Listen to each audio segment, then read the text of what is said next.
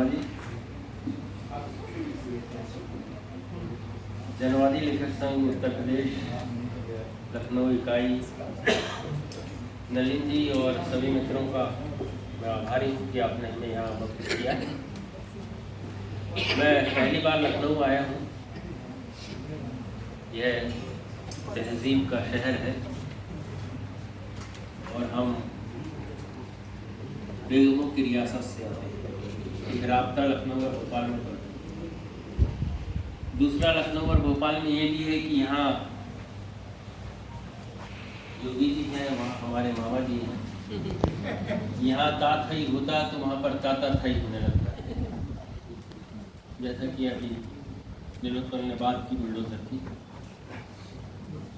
तो बहुत सारी चीज़ें नक्शे कदम पर चलती हैं। यहाँ पर नरेश जी हैं, राजेश जी हैं, हरीश जी हैं, इतने अच्छे अच्छे कवि हैं और बहुत अच्छी कविताएं सुनी। मुझे समझ नहीं आ रहा क्या सुनाऊँ मैं। हालांकि मित्रों ने जिन्होंने कम समय लिया है उनका समय तो मैं ले ही सकता हूँ। और पहली कविता है, नीरज के लिए थोड़ा रहने देना। हाँ, मेरे पीछे भी दो लोग हैं और ये हमारे लखनऊ के जो मित्र हैं उनके भैर की परीक्षा भी है। मैं तो कुछ नहीं करोगे यार। है ये बैंडिट क्वीन फिल्म पर लिखी है मैंने।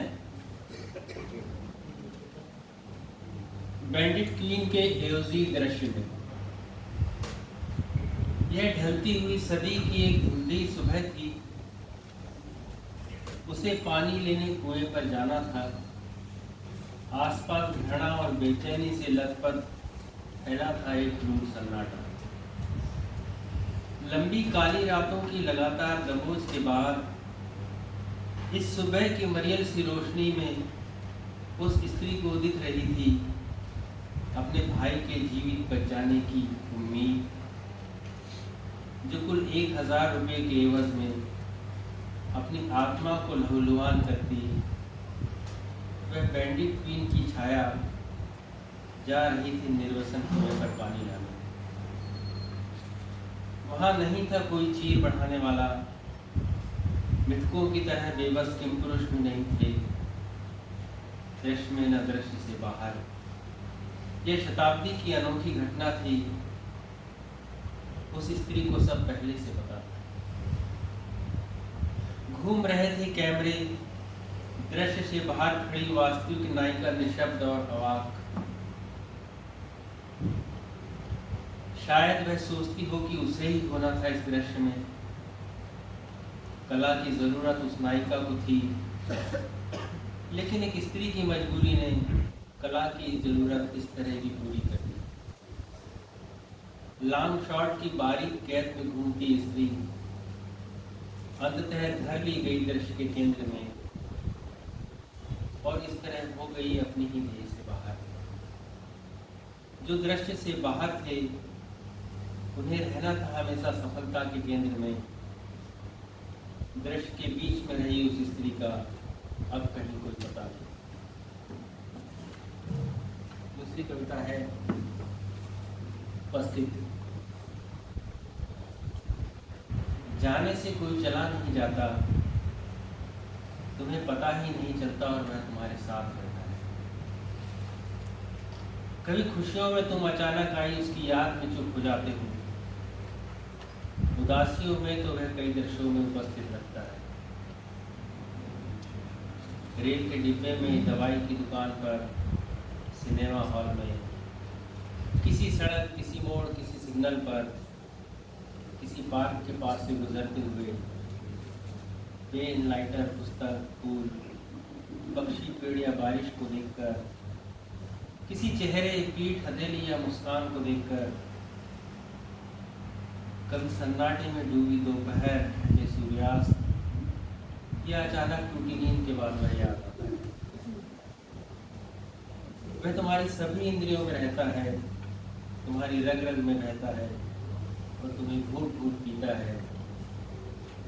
किसी दुख में एक दिन तुम पाते हो कि वह धीरज बंधाता हुआ हड्डियों में पर्याप्त कैल्शियम की तरह तुम्हारे भीतर मौजूद है।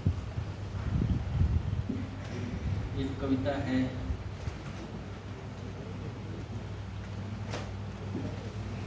तस्वीर।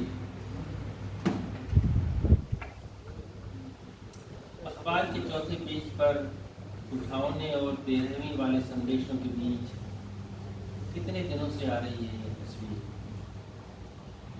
इसी पेज पर नए मकानों के विज्ञापन हैं, नए रोजगार के अवसरों के लुभावने प्रस्ताव, सरकारी कामों की निविदाएं, पुलिस थानों के नंबरों सहित फरार अपराधियों की तस्वीरें भी इसी के आसपास हैं।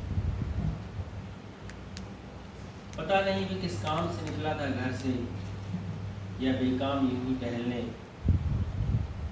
क्या पता किसी रोजगार का पता खोजने तो नहीं निकला, या नए घर के सपने के साथ किसी मृतक की अंतिम यात्रा में शामिल होने के लिए। कौन होगा उसके घर में राह देखता, दिन रात अपने आंसू में डूबी उसकी पत्नी, या दरवाजे से ताकती नन्ही बेटियां। बूढ़े पिता घर के बाहर थके पैरों और आंखों में उम्मीद लिए बेचैन टहलते हुए। माँ होगी तो वह भरोसा रखकर उसकी पसंद का कुछ बना कर रखती होगी। पड़ोसी दिलासा देकर थक चुके होंगे। मित्र क्या कहें, इसके सिवा कि कुछ नहीं होगा, वह लौट आएगा किसी दिन। भाई बहन होंगे तो कब से पड़ा कामों को अब धीरे धीरे संभाल रहे होंगे। आखिर कब तक कोई रोता हुआ साथ रह सकता है।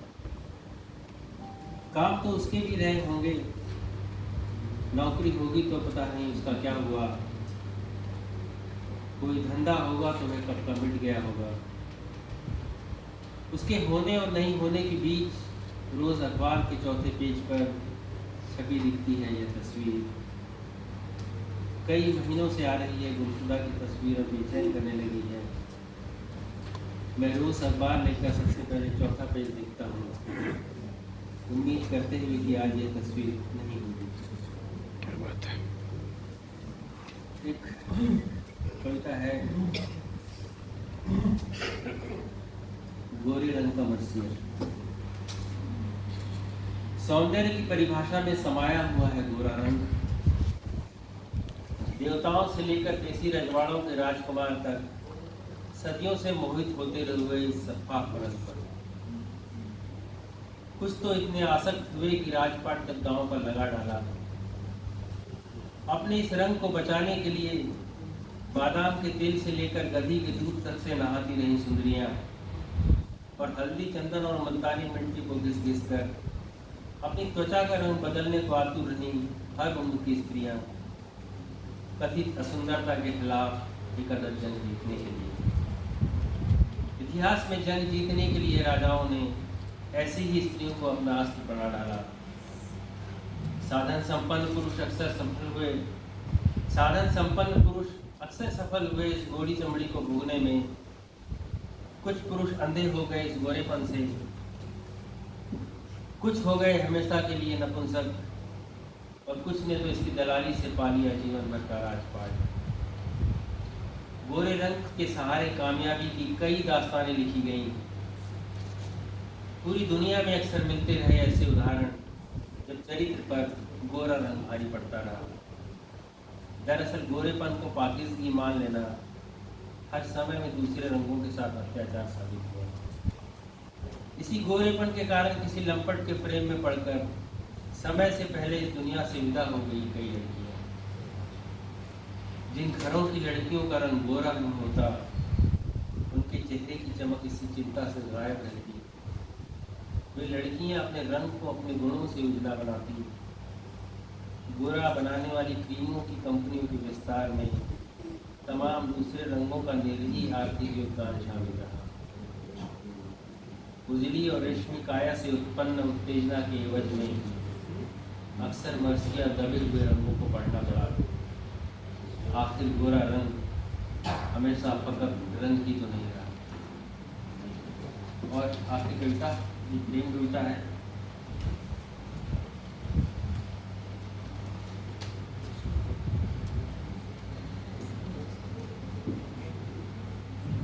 ऊपर का दांत।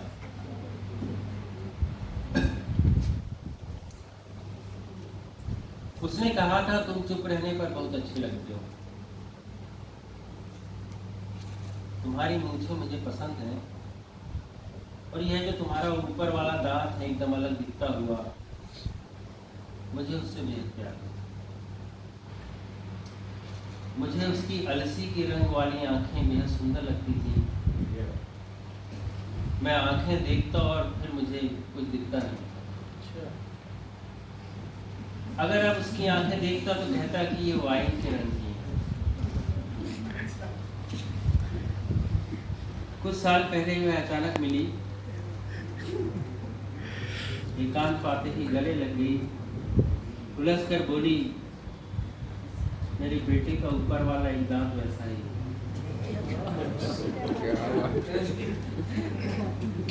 उसकी आंखों का रंग अब कत्थई हो गया था। बहुत कुछ भूल जाने के डर से मैंने पहले की तरह उनमें झांकने की हिम्मत नहीं की। कल दांतों के डॉक्टर ने कहा कि श्रीमान कवि, आपके इस दांत को अब बचाया नहीं जा सकता। वह निस्तेज दांत अब डस्टबिन में था। डॉक्टर की क्लिनिक से लौटते समय मैंने 2 आइसक्रीम खरीदी और उसके बेटे को याद किया।